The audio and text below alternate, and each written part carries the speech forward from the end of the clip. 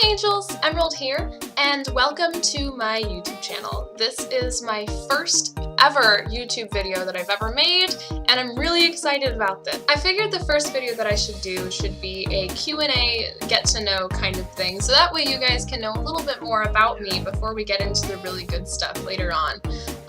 You guys sent me a ton of questions. I was super overwhelmed and really surprised by the amount of questions that I got. So hopefully this video won't be too long for you. I'm really excited to start answering these. Some of them are pretty basic, you know, about my cosplay, and then others are just pretty fun. So let's get started. What was your first cosplay and why did you choose them? So my first cosplay ever was actually a closet cosplay of Alois Trancy from the anime Black Butler, which was my second anime that I ever watched. My first one was Rosary Vampire. Why did I choose them? I don't know. I really liked Alois. He's a bit of a brat, and I can be too sometimes. But I really enjoyed his character in the anime, and I just wanted to be Alois, and my friend at the time was CL, so they wanted me to kind of like go along with them, and I thought that it would be fun, so I gave it a try. How did you start cosplaying? So because Alois Trancy was my first cosplay, I didn't actually take him to a con or anything. I just kind of like wore him around the house and took a couple pictures, but I really wanted to go to a convention. So I got a couple friends together that were also interested in this stuff, and we went to Animazement. Now my first like legit cosplay that I made myself and brought to a convention was Princess Cadance from My Little Pony. I really want to redo Princess Cadance's cosplay and bring her to a con in the future because I really enjoy her character. She's so kind and loving to everybody, and I love her. She's adorable. But yeah, that was my first ever like real cosplay, and that was my first ever convention that I went to. So that was a lot of fun. That was in Animazement of 2013. So, and it just kind of all started from there. I really enjoyed it. I had a lot of fun. I was like, these are my people. So I didn't want to stop. And, you know, 4 years later, I'm here.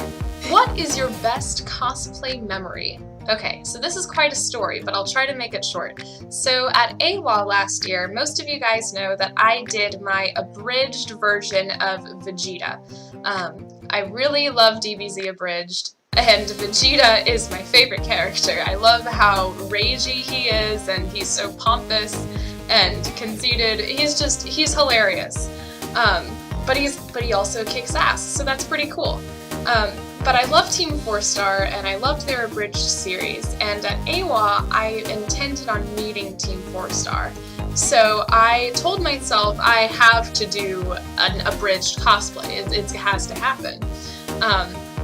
So I did my own version of Badman Vegeta with a pink shirt, but instead of writing Badman on the back, I wrote Juicy, which you guys know if you've seen the abridged series is one of the many different things that they put on Vegeta's shirt. And so I got to meet Team 4-Star in this cosplay, and they freaked out over it, and I thought it was the coolest thing because, wow, these people that, you know, did this character really enjoy, you know, my interpretation of it. And then they invited me to their panel later that night, their 18+ uncensored panel. And that's where it got even better. They called me up on stage in the middle of the panel, and the voice actor for Nappa wanted to meet me because I had met them at their booth earlier that day, but Nappa wasn't there. So I went back later that night to the panel to meet him. And so I get called up to the front, and he looks at me, and in Nappa's voice, he says, "All of my dreams have come true." And the crowd lost it. I thought it was so funny. The interaction was a lot longer than that. but maybe I can tell like the full story another time. But yeah, that whole interaction with meeting Team 4-Star and going to their panel and having everyone like freak out over my cosplay, that's probably my best cosplay memory. What would be your #1 favorite cosplay to ever do? That's a really big question because I have a lot of favorite cosplays. I have a lot of favorite cosplans. I have a lot of big things I want to do. I guess one thing that has been my dream for a really long time is to do the Nightingale armor from Elder Scrolls Skyrim. Skyrim is my #1 favorite video game, and I love the Nightingale faction. The Thieves Guild quests are my favorite, so definitely Nightingale armor. I hope to get that done next year, actually. How much time do you usually take on a cosplay? Now, this has a lot of different answers because it depends on how I make my cosplay.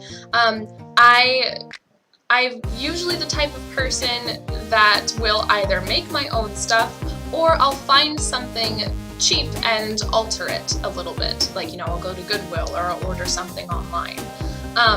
So usually when I order stuff offline, it doesn't really take me a whole lot of time, obviously, because I'm not really doing anything. I'm putting things together. However, when I actually put work into my costume, it can take me quite a bit, but it ranges. My Ariel dress that I made only took about 6 hours because it was very simple. Now, my Daenerys, my Season 7 Daenerys costume took over 30 hours, and I can even still say that that number continues to grow because every time I restyle the wig, that's another 5 hours on its own. And counting however many times I've restyled the wig, it's probably about 45 to 50 hours now if we add it all together.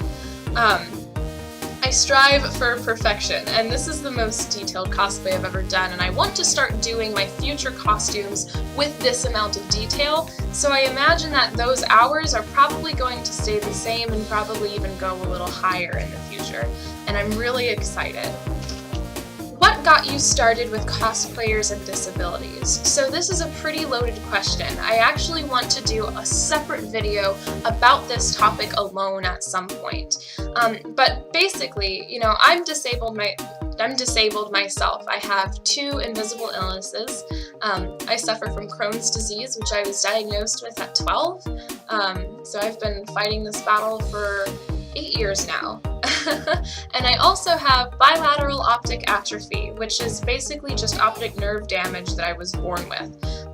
So my diseases definitely aren't as severe as most people's, or, you know, as other people's, but I noticed in the cosplay community that there was awareness for a lot of different things, but there was not really a lot of awareness, if any at all, for cosplayers with disabilities, and I wanted to change that.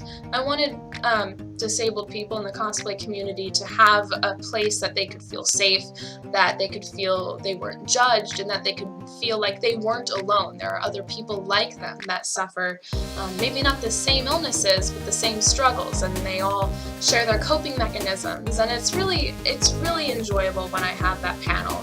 I want to keep doing it in the future. My last time hosting it was at Raleigh SuperCon, and throughout this I've inspired so many other people to host their own panels at other conventions, and it really makes my heart happy. But yeah, like I said, I'll talk about that more in depth in a whole other video at some point. But that's a little touch of it for now. Alright, I actually get this question a lot. Is Wonder Woman a cosplay consideration? Well, I mean, I don't know. I really like Diana. I really like Wonder Woman. She's an amazing character. You know, she's a very good role model for feminists. And I really enjoy her. She's wonderful. However, I don't really relate enough to her character, and usually I have to relate to that character on some sort of level in order for me to want to cosplay them. So, I don't know. I mean, I think she's a total badass and I really like her, but I've never seriously considered cosplaying her. It might be cool to do sometime, but definitely not as like a big cosplay project. Favorite Star Wars film? And this can actually be tied into another question that I got: do I prefer the original trilogy or the prequels? So if we're talking about the saga alone, you know, the actual Star Wars saga, Empire Strikes Back is my favorite. I do enjoy the original trilogy a whole lot more than I enjoy the prequels, but I will still watch the prequels. However, Rogue One is my favorite Star Wars film. Like, I really enjoyed the characters. I really loved that they filled in a line on this plot where they didn't focus so much on, you know, the Skywalker family. They focused on the actual war. They focused on something else, and we got to see a whole nother arc, and I really enjoyed it. It gave me a really good feel of the original trilogy with the cool effects of technology that we have today. And can we just talk about that CGI on General Tarkin and Princess Leia? Oh my gosh, I was blown away. Also, Darth Vader's pun was fantastic. But if you know me, you know I like puns, so of course it was going to be a favorite moment of mine. I actually really want to cosplay Jyn at some point in the future. I love her character. I think she's fantastic. So Jyn Erso will definitely happen in the future as well. Are there any cosplays I want to gender bend? Actually, yes. I've already gender bent 2, if we count Vegeta and the Alfheim version of Kirito from Sword Art Online. Now, I actually plan to have a proper photo shoot of Kirito at some point because I don't have any, like, legitimate photos of him yet. But next year, I actually plan to finally do Vegeta, like battle armor Saiyan Vegeta. I'm hoping to get that done for SuperCon or maybe DragonCon next year. I really want to go to DragonCon, so crossing my fingers on that one. So, CW shows: The Flash, Arrow, Supergirl, or Legends. To be honest, I started watching Arrow and I finished up to season 3. After that, it got way too soap opera-y for me and I didn't really enjoy it anymore. I enjoy The Flash, though I'm not caught up. I have not watched Legends, and I've only watched the pilot of Supergirl, so I guess, I don't know. It's between Flash and Arrow, because obviously in Arrow, Black Canary is my girl. I love Sarah Lance. You know, I won't even go into my opinions on the other characters, but I really like Arrow because of Sarah. But I like Flash more as a TV show. So if I'm not being biased, I guess I really have to go with The Flash. Would I perform in Rocky Horror? Maybe. I've been to a Rocky Horror show once at Raleigh SuperCon. And it was interesting. I was super tired when it was happening and I was really cranky, so I probably didn't have the best experience as I could have, you know, if I'm fully awake and, you know, interested, but I don't know, it looks like fun. I enjoy acting, so I guess maybe if I have a chance to dress up in a costume and act silly for a night, that'd be kind of fun. Where did my love for Dinah begin, and why did I choose to cosplay her? So, I love Dinah Black Canary for a lot of different reasons. I started getting into the DC universe through the show Arrow, and that's where I first started liking Black Canary, but then I got into the comics. I have a few actual comic books, you know, of my own, but I really enjoyed Black Canary's character in Justice League and Young Justice as well. There are a couple reasons why I resonate with Dinah. So for one thing, I was really involved in my high school choir, like all 4 years. I was very into it. And my chorus teacher, her name is Miss McLam, she always told us that all of our different voices have a certain color, and, you know, she uses those colors to paint a canvas, you know, some elaborate metaphor for music. But when I asked her what my voice's color was, she told me I was canary yellow. Specifically, she said canary yellow. Now, she probably said that because I'm a soprano, and the soprano is the voice part that sings all of the really high notes. So much like a canary. So I'm sure she meant it in that purpose, but it kind of stuck with me throughout that. And Black Canary has her sonic screech. Usually if I sing a high note, people like to cover their ears because the frequency is so high. So we kind of have that, in common, which is really cool. But I love her personality. She's incredibly sassy, which I love because if you know me, I'm pretty sassy. She's also just very powerful. She is an advocate for standing up for what you believe in, and I think she's also a very good feminist role model as well. She's badass, she's sexy, she's just wonderful. So yeah, I really enjoy her character. I really enjoy it a lot. And she just kind of has like a special place in my heart, I guess. So I'll probably keep bringing Black Canary out every so often. Is Black Canary your favorite hero? Well, I mean, probably. I mean, she's the only one in my house that I have a shrine built to, basically, with all of my different figurines and comics.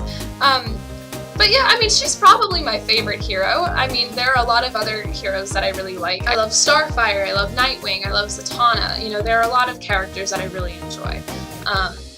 But Black Canary probably is my favorite.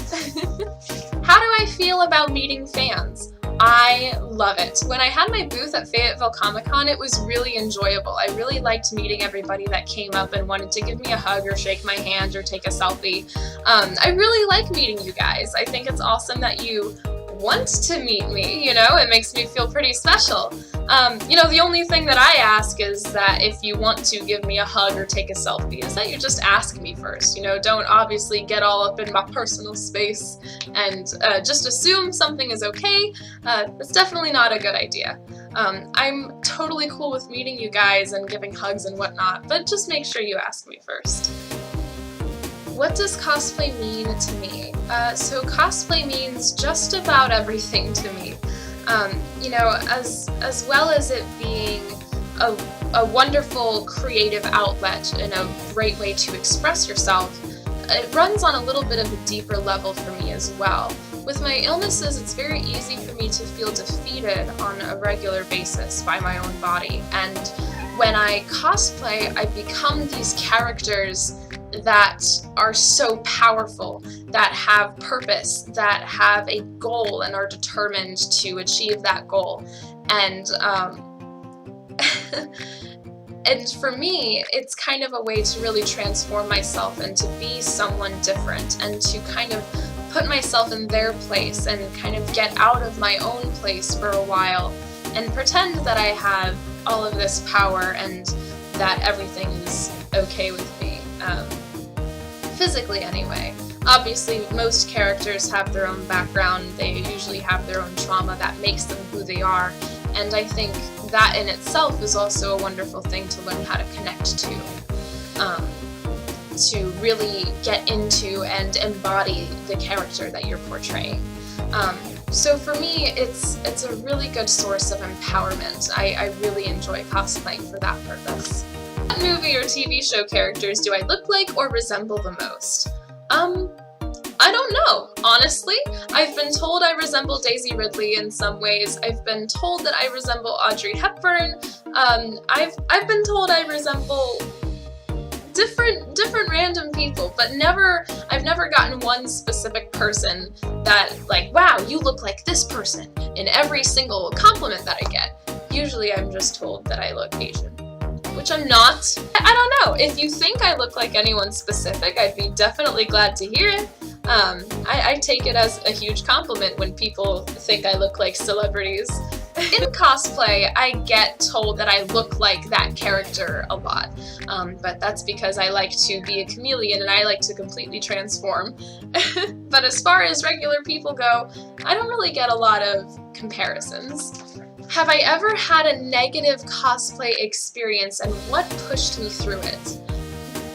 This is a tricky question because I feel like in cosplay there comes a lot of negativity with the positivity.